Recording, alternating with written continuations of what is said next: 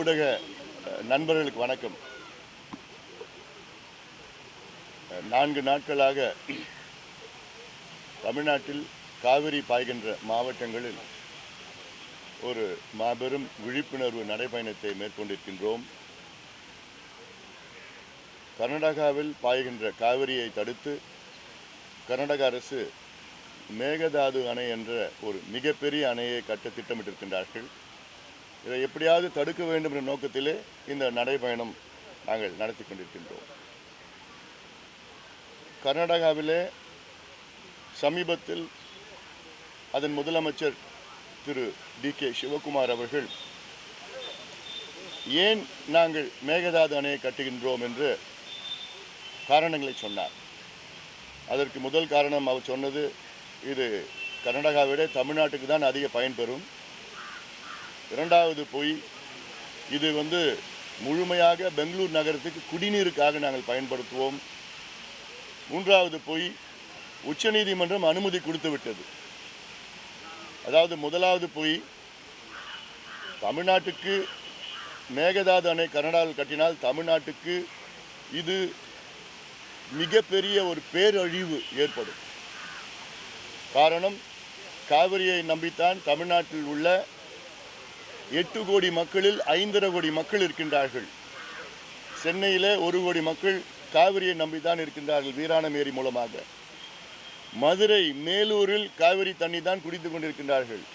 காவிரி குண்டார் திட்டம் என்றால் விருதுநகர் மாவட்டம் வரை செல்லும்.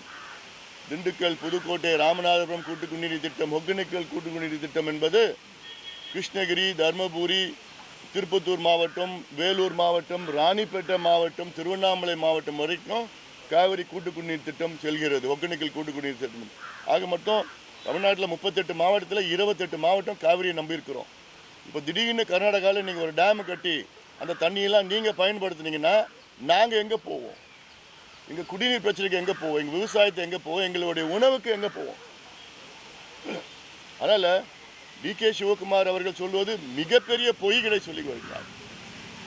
இரண்டாவது பொய் அவர் சொல்கிறது, இது பெங்களூர் நகருக்கு குடிநீர் திட்டத்திற்காக நாங்கள் மேகதாது அணை கட்டுகிறோம் என்று. பெங்களூர் நகரத்திற்காக கடந்த 2018ஆம் ஆண்டு உச்சநீதிமன்றம் அந்த நடுவர் மன்ற தீர்ப்பை உறுதி செய்கின்ற அந்த தீர்ப்பில் 4.75 டிஎம்சி தண்ணீர் பெங்களூர் குடிநீருக்காக அதை ஒதுக்கீடு செய்திருக்கிறது. அந்த தண்ணி இன்னைக்கு கேஆர்எஸ் டேம் மூலமாக, கிருஷ்ணராஜசாகர் டேம் மூலமாக பெங்களூருக்கு வருது. கேஆர்எஸ் டேம் பெங்களூர்லேருந்து 150 கிலோமீட்டரில் தள்ளி இருக்குது. அங்கேருந்து தண்ணி வந்துட்டு இருக்குது. பெங்களூர் நகரத்துக்கு கூடுதலாக இன்னொரு 5 டிஎம்சி தண்ணி தேவைன்னா அதே டேம்லேருந்து எடுத்துகிட்டு போகலாம். யாரும் தடுக்கலை. அதுக்கு எதுக்கு புதிய டேம் கட்டணும்? நீங்கள் அது தமிழ்நாட்டு எல்லையில், தமிழ்நாட்டிலேருந்து 4 கிலோமீட்டர் தள்ளி இந்த டேம் கட்ட போகிறாங்களாம். அதுவும் இந்த டேம் 70 டிஎம்சி கொள்ளளவு கொண்ட டேம். பெங்களூருக்கு கூடுதலாக தேவை இன்னும் 5 டிஎம்சி தான். 5 டிஎம்சி தேவையான பெங்களூர் நகரத்துக்கு எதுக்கு 70 டிஎம்சி கொள்ளளவு கொண்ட அணையை நீங்கள் கட்டுறீங்க? அது இன்னொரு பொய்யை சொல்கிறார். ஒரு பக்கெட் தண்ணி கூட நாங்கள் விவசாயத்துக்கு நாங்கள் பயன்படுத்த மாட்டோம். இது எப்படி நம்ப முடியும்? யார் நம்புவாங்க? இது வரைக்கும் கர்நாடகா உச்சநீதிமன்ற தீர்ப்பே மதிக்கலை, காவிரி நடுவர் மன்ற தீர்ப்பை மதிக்கலை, பல ஒப்பந்தங்கள், கடந்த கால ஒப்பந்தங்கள் எதையுமே மதிக்கலை. நீங்கள் கர்நாடகா மேலே இருக்கிறாங்க, முதல் மடை மாநிலம், கொடுக்குற இடத்துல இருக்கிறாங்க, நம்ம வாங்குகிற இடத்துல இருக்கிறோம். நாளைக்கு டேமை கட்டி முடிச்சுட்டு இல்லை நாங்கள் இதுக்கு பாசனத்துக்கு பயன்படுத்துவோம்னு சொன்னால் ஏதாவது எங்களால் பண்ண முடியுமா? வழக்கு போட முடியும், அவ்வளோதான். சட்டமன்றத்தில் ஒரு தீர்மானம் நிறைவேற்ற முடியும், அவ்வளோதான். தமிழ்நாடு அழிஞ்சிடும். காவிரி என்பது நம்முடைய உரிமை. அது முதல் உரிமை தமிழ்நாட்டுக்கு தான். கடந்த கால அத்தனை ஒப்பந்தங்கள் போடப்பட்டது. 1924 போடப்பட்ட ஒப்பந்தம் மெட்ராஸ் மாகாணம், மெட்ராஸ் பிரசிடென்சிக்கும் மைசூர் சமஸ்தானம் மைசூர் மகாராஜா போடப்பட்ட ஒப்பந்தத்தில் என்னன்னா, அவங்க கேஆர்எஸ் டேம் கட்டிக்கலாம், நம்ம மேட்டூர் அணையை கட்டிக்கலாம். அதே போன்று காவிரியில் வருகின்ற அந்த நீர் எப்படி பகிர்ந்து கொள்ள வேண்டும் என்றால், தமிழ்நாட்டுக்கு 75 விழுக்காடு தண்ணி தமிழ்நாடு பயன்படுத்திக் கொள்ளலாம். 23 விழுக்காடு தண்ணி மைசூர் சமஸ்தானம் பயன்படுத்திக்கலாம். 2 விழுக்காடு தண்ணி ட்ரவாங்கூர் சமஸ்தானம் பயன்படுத்திக்கலாம். இதுதான் ஒப்பந்தம். அந்த ஒப்பந்தம் முடிகிறதுக்கு முன்னாடி கர்நாடகாவில் நம்மளை கேட்காம 3 டேம் கட்டிட்டாங்க காவேரியில். கபினி, ஹேமாவதி, ஹாரங்கின்னு நம்மளை கேட்கல. அதை எதிர்த்தோம். அது ஒரு பொருட்டாக நினைக்கல அவங்க. அப்போ நம்ம வழக்கு போட்டோம் உச்சநீதிமன்றத்தில். அந்த வழக்கை அன்றைய அரசு திரும்பி வாங்கிட்டாங்க. திமுக அரசு, இந்திரா காந்தி அந்த அம்மா அச்சுறுத்தினால. அதன் பிறகு 28 வருஷமாக போயிட்டு 1990 நடுவர் மன்றம் அமைச்சாங்க. 91 இடைக்கால தீர்ப்பு 205 டிஎம்சி கொடுக்கணும்னு. 2007 இறுதி தீர்ப்பு கொடுத்தாங்க. அது குறைச்சி 192 டிஎம்சியாக குறைச்சாங்க. அதன் பிறகு கெசட் நோட்டிஃபிகேஷன் 2013 நடந்தது. 2018 நம்ம எல்லாம் உச்சநீதிமன்றம் போனோம். உச்சநீதிமன்றம் அது இறுதியாக இன்னும் கொஞ்சம் தண்ணி குறைச்சி நமக்கு 177.25 டிஎம்சி தண்ணி இன்னும் கொஞ்சம் குறைச்சிட்டு பெங்களூருக்கு 4.25 டிஎம்சி, பாண்டிச்சேரிக்கு 7 டிஎம்சி, இவாபரேஷன் 5 டிஎம்சின்னு சொல்லிட்டு நம்மளது 5 டிஎம்சி குறைச்சிட்டாங்க. இன்றைக்கி அப்படி தான் ஓடிட்டுருக்கு. இன்றைக்கி அந்த தண்ணி வரதில்லை. இப்போ ஜூன் மாதம் நமக்கு வர வேண்டிய தண்ணி எவ்வளோன்னா 9.9 டிஎம்சி. நமக்கு கிடைச்சது 2.9 டிஎம்சி தான் கிடைச்சிது. கடந்த 10 வருஷமாக நீங்கள் கணக்கு போட்டிங்கன்னா 3 வருஷம்தான், 3 ஆண்டுகள் தான் ஜூன் மாதம் நமக்கு 9.9 டிஎம்சிக்கு மேலே தண்ணி கிடைக்குது. மீதி 7 வருஷம் 1 டிஎம்சி, 1.5 டிஎம்சி, 2 டிஎம்சி, ஒரு வருஷம் 3/4 டிஎம்சி தான். இது டேம் கட்டுறதுக்கு முன்பு, மேகதாது கட்டுறதுக்கு முன்பு. மேகதாது அணை கட்டிட்டாங்கன்னா அந்த தண்ணி வரப்போகிறது கிடையாது.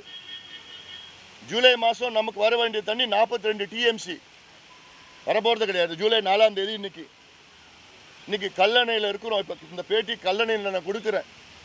கல்லணை என்பது தமிழர்களுடைய வரலாறு. கல்லணை என்பது உலக அளவில் 4வது பழமையான நீர்த்திட்டம். இந்தியாவிலே மிக பழமையான நீர்த்திட்டம் கல்லணை. நம்முடைய கரிகாலன் அவர்கள் கட்டிய கல்லணை 2000 ஆண்டுகளுக்கு முன்பு. உலகத்தில் மீதி 3 நீர்த்திட்டங்கள் எல்லாம் இப்போ பயன்பாட்டில் இல்லை. உலகத்தில் மிக பழமையான பயன்பாட்டில் உள்ள நீர்த்திட்டம் கல்லணை. இது காவிரியின் குறுக்க தமிழ்நாட்டில் இருக்கு. 2000 ஆண்டுகளாக நாம் பயன்படுத்திட்டு வரோம் காவேரி. அதுக்கு முன்பு பயன்படுத்திட்டு வரோம். கரிகாலன் அவர்கள் வந்த பிறகுதான் இந்த காவிரி டெல்டா பகுதிக்கு, ஏன்னா வெள்ளம் அவ்வளோ வெள்ளம் வரும், இந்த தண்ணியை டைவர்ட் பண்ணி, டைவர்ஷனரி டேம், இது ஸ்டோரேஜ் இல்லை, இது டைவர்ஷனரி டேம். அதன் பிறகுதான் சார் ஆதர் காட்டன் வந்தார், வெள்ளையர். அவரும் கால்வனும் சேர்ந்து இந்த கல்லணையை நல்லா ஸ்ட்ரென்தன் பண்ணி உறுதிப்படுத்தி இன்றைக்கி அதில் பயன்பாட்டில் இருந்துகிட்டு இருக்கு இன்னும். ஆனால் இன்றைக்கி கல்லணையில் தண்ணி கிடையாது. வரது வெறும் குடிக்கிறதுக்காக கழிவு நீர், பெங்களூரில் கொடுத்த கழிவு நீர் தான் வருது. ஆனால் இது ஜூன் 4ஆம் தேதி. எவ்வளோ வெள்ளம் வந்துட்டு இருக்கணும் இங்கே. இன்னைக்கு குறுவை சாகுபடியே முடிஞ்சு போச்சு. குறுவை சாகுபடி ஆண்டுதோறும் ஜூன் 12ஆம் தேதி மேட்டூர் அணையை திறந்துருக்கணும். மேட்டூர் அணையை திறந்துருந்தாங்கன்னா நீ ஃபுல்லாக நான் போய் இன்னைக்கு கீழே இறங்க முடியுமா? நம்ம கல்லணையில் முடியாது. இல்லை, 7 ஆண்டுகள் திறந்தது, இன்னைக்கு இல்லை, தண்ணி இல்லை. மேகதாது இவங்க கட்டினாங்கன்னா சுத்தமாக குடிக்கிறதுக்கு கூட தண்ணி கிடைக்க போகிறது கிடையாது. நாங்கள் மேலணை திருச்சியிலேருந்து 17 கிலோமீட்டர் மேற்கில் மேலணை, திருச்சியிலேருந்து கிட்டத்தட்ட 15 கிலோமீட்டர் கிழக்கில் கல்லணை, இதுக்கு கீழே இன்னும் அணைக்கரையில் கீழணை. இது 3 அணைகளை கட்டியிருக்கிறாங்க. ஆதர் காட்டன் கீழணை மேலணை கட்டினார், கரிகாலன் அவர்கள் கல்லணை கட்டினார். ஆதர் காட்டன் அதை ஸ்ட்ரென்தன் பண்ணார். ஆனால் நம்ம வரலாறு எவ்வளோ பெரிய வரலாறு இது.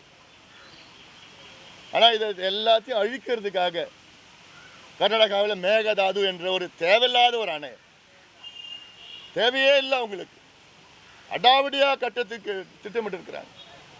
நேற்று பார்த்தீங்கன்னா கர்நாடகா வனவிலங்கு வாரியம், கர்நாடகா வைல்ட் லைஃப் போர்டு அந்த மேகதாது கட்டுற இடத்துல ஆய்வு பண்ணுது. 30 மீட்டர் ஆழத்துக்கு போர் போட்டு அதை சாயில் டெஸ்டிங் பண்ணுறாங்க, ராக் டெஸ்டிங் பண்ணுறாங்க. அங்கே எவ்வளோ வனவிலங்கு இருக்குன்னு கணக்கெடுக்கிறாங்க. எவ்வளோ மரம் இருக்குன்னு கணக்கெடுக்கிறாங்க. அந்த டேம் கட்டினா எவ்வளோ மரம் அழியும், எவ்வளோ வனவிலங்கு அழியும்னு கணக்கெடுத்து அதுக்கு கிட்டத்தட்ட அனுமதி கொடுக்குறாங்க. டிபிஆருக்கு விரிவான திட்ட அறிக்கை, டீட்டெயில் ப்ராஜெக்ட் ரிப்போர்ட் வந்து அது கேட்குறாங்க, உச்சநீதிமன்றம் கேட்குறாங்கன்னு அது கொடுக்குறாங்க. இப்படி வேகமாக கர்நாடகாவில் வேலை நடந்துட்டு இருக்கு. ஆனால் தமிழ்நாட்டில் இந்த எம்எல்ஏ எப்படி பிடிக்கிறது, அந்த எம்எல்ஏ எப்படி இங்கே வாங்கலாம், காசு எவ்வளோ கொடுக்கலாம், 30 கோடியா 50 கோடியா 100 கோடியா, எப்படி குதிரை பேரம், யானை பேரம், ஒட்டகம் பேரம் எது செய்யலாம். இதில் தான் நம்ம தமிழ்நாட்டில் இருக்கிற அரசியல் கட்சிகள் ஈடுபட்டு இருக்கிறாங்க. கர்நாடகா அவங்க வேகமாக எல்லா கட்சியும் ஒன்றா சேர்ந்துருக்கிறாங்க. அங்கே காங்கிரஸ், பிஜேபி, ஜனதாதள், கம்யூனிஸ்ட் ஒரு எல்லா கட்சியும் டிகே சிவகுமார் முதலமைச்சர் வீட்டில் சந்திக்கிறாங்க. அத்துணை தலைவர்களும் டெல்லியில் போய் பிரதமரை சந்திக்கிறாங்க, நீர்வளத்துறை அமைச்சரை சந்திக்கிறாங்க. எல்லா வேலைகளும் அங்கே வேகமாக நடந்துட்டு இருக்கு. நம்ம இந்த வேலையில் நம்ம ஈடுபட்டு இருக்கிறோம். அதனால்தான் இந்த நடைப்பயணம் தமிழ்நாட்டில் உள்ள இளைஞர்களே வாங்க, வெளியில் வாங்க, சத்தம் போடுங்க, ரோடுக்கு வாங்க. உங்களுடைய எதிர்காலம், உங்கள் ஒவ்வொருடைய எதிர்காலம், உங்களுடைய எதிர்காலம் மட்டும் இல்லை, உங்கள் வாழ்க்கை பிரச்சனை. அங்கே டேம் கட்டிட்ட பிறகு அழுது ஒன்றும் பிரயோஜனம் கிடையாது. அவங்க டேம் கட்ட ஆரம்பிச்சிட்டாங்களே ஒன்று நிறுத்த முடியாது. அது கட்டுவதற்கு முன்பாகவே நம்ம தடுத்து நிறுத்தினாதான் நிறுத்த முடியும். அடிக்கல் நாட்டிட்டு கட்ட ஆரம்பிச்சாங்கன்னா முடிஞ்சு போச்சு, அவ்வளோதான். 5.5 கோடி மக்களுடைய வாழ்வாதாரம் மட்டும் இல்லை, இது உணவு. காவிரி டெல்டா என்பதாவது அது கோதாவரி, கிருஷ்ணா ஆறுலாம் பார்த்தீங்கன்னா காவிரியோட 10 மடங்கு தண்ணி போகிற அந்த ஆறுகள். ஆனால் அந்த ஆறுகளில் கூட நமக்கு இவ்வளோ நெல் விளையிறது கிடையாது. இங்கே காரணம் டெல்டா காரணம் நெல் விளையிறது என்ன முக்கியமான கரிகாலன் அவர்கள் இந்த வெள்ளத்தை தடுத்து நல்ல ஒரு ட்ரைனேஜ் சிஸ்டம், கொள்ளிடம் தனியாக போயிட்டு கல்லணையில் மறுபடியும் கொள்ளிடத்துக்கு தண்ணி, வெள்ளம் தண்ணி கொள்ளிடத்துக்கு போகுது. இங்கே 4 பிரியுது கல்லணையில். ஒன்று கொள்ளிடம், காவிரி ஆறு, வெண்ணாறு, புது ஆறு.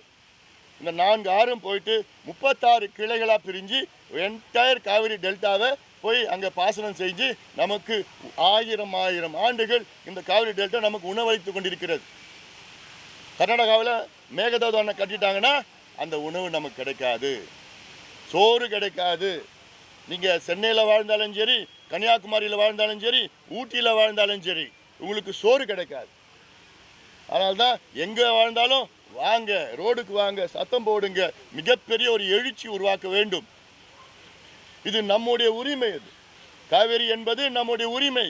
ஆண்டுகளாக 1000 ஆண்டுகளாக நாம் உரிமை கொண்டாடி வருகின்றோம். அடுத்த 1000 ஆண்டுகள் நாம் உரிமை கொண்டாட வேண்டும். நம் வருங்கால சந்ததியினருக்கு உரிமை கொண்டாட வேண்டும். ஆனால் இடையில கர்நாடகா ஏற்கனவே அவங்களுக்கு தண்ணி நிறையா கிடைக்குது. இதை வேண்டும் என்று அவர் டிகே சிவகுமார் அவர் எலெக்ஷனில் ஜெயிக்கணுமா. 2028 தேர்தல் வருது கர்நாடகாவில். அந்த தேர்தலில் அவர் வெற்றி பெறணுமா. அதுக்கு மக்கள் அங்கே திரட்டி, அங்கே யாரும் எதிர்த்து பேச முடியாது. அப்படி திரட்டி ஒரு கன்சால்டேஷன் வந்து மறுபடியும் ஒரு சிஎம் ஆகணும். At the cost of what? Tamil Nadu. At the cost of our food security, உணவு பாதுகாப்பு நமக்கு. இது எவ்வளோ பெரிய பிரச்சனை. இந்த நேரத்தில் அங்கே போய் இந்த பேரம் அந்த பேரம்னு அசிங்கமாக இருக்கு. இதில் கவனம் செலுத்துங்க. அரசும் சரி, மற்ற கட்சிகளும் இதில் கவனம் செலுத்துங்க. இதான் நமக்கு பிரச்சனையே. இது எவ்வளோ பெரிய ஒரு மிகப்பெரிய ஒரு பிரச்சனை. இது இன்னொரு உதாரணம் சொல்கிறேன்.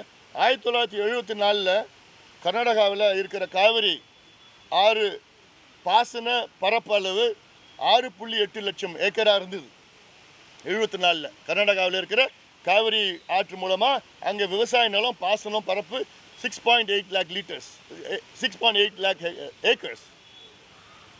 91 அது 12 லட்சம் ஏக்கரா உயர்ந்தது. 2006 அது 18 லட்சம் ஏக்கரா உயர்ந்திருக்கிறது. 2016 இது 21 லட்சம் ஏக்கரா உயர்ந்திருக்கிறது. அதே 1974 தமிழ்நாட்டினோட காவிரி பாசனம் நிலப்பரப்பு 29 லட்சம் ஏக்கரா இருந்தது. இன்னைக்கு தமிழ்நாட்டினுடைய நிலப்பரப்பு 20 லட்சம் ஏக்கர். 29லிருந்து 20 லட்சம் ஏக்கரா குறைஞ்சிருக்கு தமிழ்நாட்டில் இந்த 50 வருஷத்தில். கர்நாடகாவில் 6.8 லட்சத்திலிருந்து இன்னைக்கு 21 லட்சமாக உயர்ந்து இருக்கிறது. மேகதாது கர்நாடகாவில் கட்டினாங்கன்னா கர்நாடகா ஒரு நிலப்பரப்பு 30 லட்சமாக உயரும், தமிழ்நாட்டோட நிலப்பரப்பு காவிரி பாசனம் 20 லட்சத்துலேருந்து 10 லட்சமாக குறையும். இது எவ்வளோ பெரிய ஒரு பாதிப்பு வரும், நமக்கு சோறு கிடைக்காது, உணவு கிடைக்காது. அதனால்தான் நாங்கள் எல்லாம் கத்திட்டு இருக்கிறோம், தெருவில் வந்துட்டு இருக்கிறோம், உங்களுக்கெல்லாம் பேசிட்டு வாங்க, எல்லாம் வாங்க. இது நம்முடைய பிரச்சனை. ஜல்லிக்கட்டுக்கு எல்லாம் வந்தீங்க, ஜல்லிக்கட்டு நீங்கள் யாரும் பார்த்தது கூட கிடையாது. ஜல்லிக்கட்டுனால் உங்களுக்கு எந்த பாதிப்பும் கிடையாது, அதுக்கு நீங்கள் வெளியில் வந்தீங்க. ஆனால் இது உங்களுக்கு பாதிப்பு, உங்கள் ஒவ்வொருவருக்கும் பாதிப்பு, உங்கள் குடும்பத்துக்கு பாதிப்பு, உங்கள் வருங்கால சந்ததியினருக்கு பாதிப்பு, காலங்காலமாக பாதிப்பு வரும். இதனால் நீங்கள் வாங்க, எல்லாம் வெளியில் வாங்க, மொத்தம் போடுங்க. மற்ற எந்த கட்சி எது பண்ணாலும் நீங்கள் கவலைப்படாதீங்க. நீங்கள் வந்தீங்கன்னா அவங்க உங்கள் பின்னாடி வருவாங்க. இளைஞர்கள் நீங்கள் வெளியில் வாங்க தான் நாங்கள் கேட்குறோம். அதனால் இதை உணர்வுபூர்வமான இந்த பிரச்சனை தமிழ்நாட்டுடைய மைய பிரச்சனைக்கு அதிக அளவில் அத்துணை கட்சிகள் அத்துணை பேரும், இது விவசாய பிரச்சனை மட்டும் கிடையாது, இது தமிழ்நாட்டினுடைய வாழ்வாதார பிரச்சனை. வாழ்வாதாரம்னா இது survival of the Tamil people is at stake. அதனால் இதை நிச்சயமாக இன்னும் அதிக அளவில் என்னுடைய ஊடக நண்பர்கள் எல்லாமே இன்னும் கொஞ்சம் பண்ணுங்கள், போடுங்க. நான் இந்த டிவியெல்லாம் பார்க்குறேன், விவாதங்கள்லாம் பார்க்குறேன், இந்த எம்எல்ஏ இவ்வளோ பேசுனாங்க, அதுதான் பேரம், அதுதான் விவாதம் நடந்துட்டு இருக்குது. இதில் பண்ணுங்கள், விவாதம் தினம் பண்ணுங்கள், கொஞ்சம் இன்னும் சத்தம் போடுங்க, ஊடக நண்பர்கள் சத்தம் போடுங்க. எல்லாத்துக்கும் பிரச்சனை இது.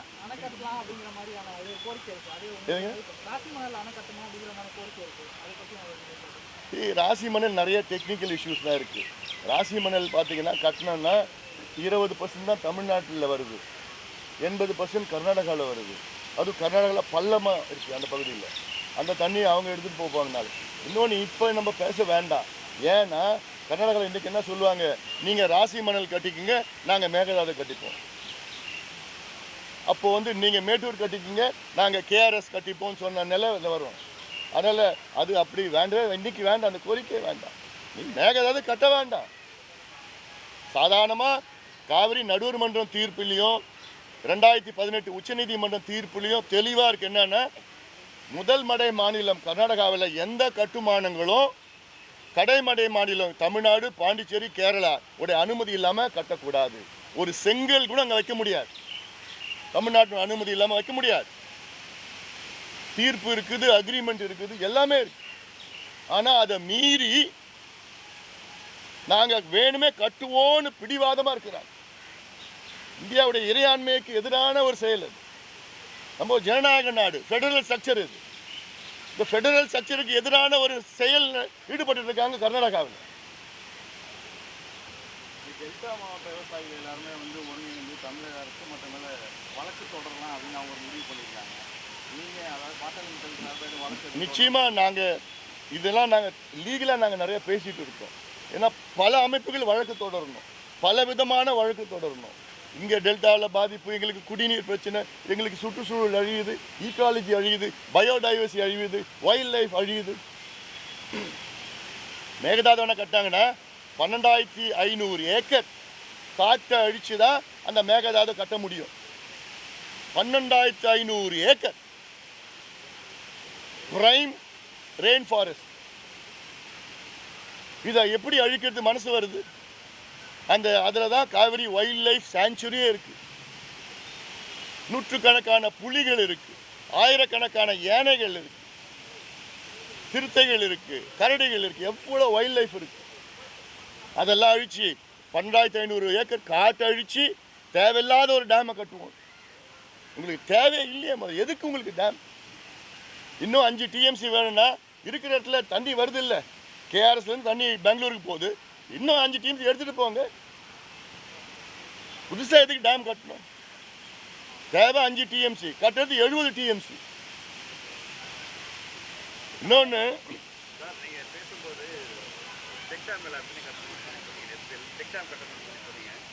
அது மாதிரி முதல்வர் கவனத்தை கொண்டு போவீங்களா? எனக்கு கடந்த ஆட்சியாளர் நான் அதாவது தமிழ்நாட்டின் முதலமைச்சர் மாண்புமிகு திரு விஜய் அவர்கள் பொறுப்பேற்ற பிறகு என்னை வீட்டில் சந்தித்தார். அன்று கிட்டத்தட்ட ஒரு 1/2 மணி நேரம் அவர்கிட்ட பேசிட்டு இருந்தேன். தமிழ்நாடு பிரச்சனை தான் பேசிட்டு இருந்தேன். அதில் ஒரு 10 நிமிஷம் வந்து நான் இந்த சமூக நீதி கணக்கெடுப்பு பற்றி பேசினேன். அதன் பிறகு நீர் மேலே 2வது பேச நீர் மேலாண்மை பற்றி தான் பேசுகிறேன். நீர் மேலாண்மை கடந்த 60 ஆண்டு காலம் இந்த திராவிட கட்சிகள் நீர் மேலாண்மை மறந்து விட்டார்கள். அவங்களுக்கு அந்த எந்த சிந்தனையும் கிடையாது. திராவிட கட்சிகள் அதாவது மிகப்பெரிய தோல்வி அடைஞ்சது இதெல்லாம் நீர் மேலாண்மையில். நிறைய விஷயத்தில் தோல்வி அடைஞ்சாங்க. அதில் என்னை பொறுத்த வரைக்கும் நீர் மேலாண்மையில் அவங்க மிகப்பெரிய அளவு தோல்வி அடைஞ்சிருக்கிறாங்க. அப்புறம் சொன்னேன், இந்த செக் டேம்லாம் கட்டணும். காவிரி குறுக்கே, தாமிரபரணி, வைகை ஆறு, பாலாறு, பெரிய பெரிய ஆறு குறுக்கே செக் டேம் கட்டணும்னா, ஏன்னா நம்ம வருங்காலம் வந்து சோதனையான காலம். குளோபல் வார்மிங், கிளைமேட் சேஞ்ச், அந்த பிரச்சனை நிறையா இருக்கும். எல்னினோன்னு சொல்லிட்டு இருக்காங்க, எல்லாம் இருக்குது. El Nino is a temporary effect, but global warming, climate change is a permanent effect. Gonna be there for I know centuries. அதுக்கு மிட்டிகேஷன், அடாப்டேஷன் எல்லாம் சொன்னேன். அதுக்கு என்னென்னா ஒன்று வந்து செக் டேம் கட்டணும். நீங்கள் அவசியம் பண்ணுங்கள். ஏன் அவங்க செக் டேம் கட்டலைன்னா அது மணல் கொள்ளை அடிக்கணும் அப்படின்னு சொன்னேன். அதுக்கப்புறம் ஏன்னா அவங்க கட்சியினுடைய தேர்தல் அறிக்கையிலையும் மணல் கொள்ளையை தடுப்போம் என்றுலாம் சொல்லியிருக்கிறாங்க. கேரளாவில் மணல் எடுக்க முடியாது எந்த ஆற்றுலையும், அங்கே சட்டம் இருக்குது. கர்நாடகாவில் மணல் எடுக்க முடியாது எந்த ஆற்றுலையும், சட்டம் இருக்குது. ஆந்திராவிலையும் அப்படி தான் சட்டம் இருக்குது. தமிழ்நாட்டில் மட்டும் மணலை எடுத்து கேரளாவுக்கு விற்றுக்குங்க, கர்நாடகாவுக்கு விற்றுக்குங்க, மலையை உடச்சி விற்றுக்குங்க, மரத்தை எடுத்து பண்ணிக்குங்க, என்ன வேணால் பண்ணிட்டு போகலாம். என்ன காசு கொடுத்தா போதும், லஞ்சம் கொடுத்தா இவங்களுக்கு கொடுத்தா போதும். இந்த நிலை தான் இருந்தது. எல்லாம் கொஞ்சம் க்ளீனப் பண்ணி சிஸ்டம் பண்ணோம். அநேகமாக வர வாரத்தில் தமிழ்நாடு நீர்வளத்துறை அமைச்சர் நானே போய் சந்திக்கலான்னு இருக்கிறேன். அவரும் அவருடைய அதிகாரிகள்லாம் வச்சு ஒரு மீட்டிங் போட்டு என்னென்ன தமிழ்நாட்டுக்கு செய்யணும், இன்றைக்கி என்னென்ன தேவை தமிழ்நாட்டுக்கு. ஒன்று, காவிரியில் தண்ணி வருது. 2வது, இருக்கிற தண்ணியை நம்ம எப்படி சேமிக்கலாம், மிச்சப்படுத்தலாம். இதெல்லாம் நான் ஆலோசனைகள்லாம் நான் வழங்க இருக்கிறேன். நானே டைம் கேட்டு இருக்கிறேன். கேட்டு நான் பண்ண போகிறேன். நடக்க போகுது. அதனால் இட் இஸ் ஜஸ்ட், ஏன்னா எனக்கு வேண்டியது தமிழ்நாடு நல்ல வளம் பெறணும்.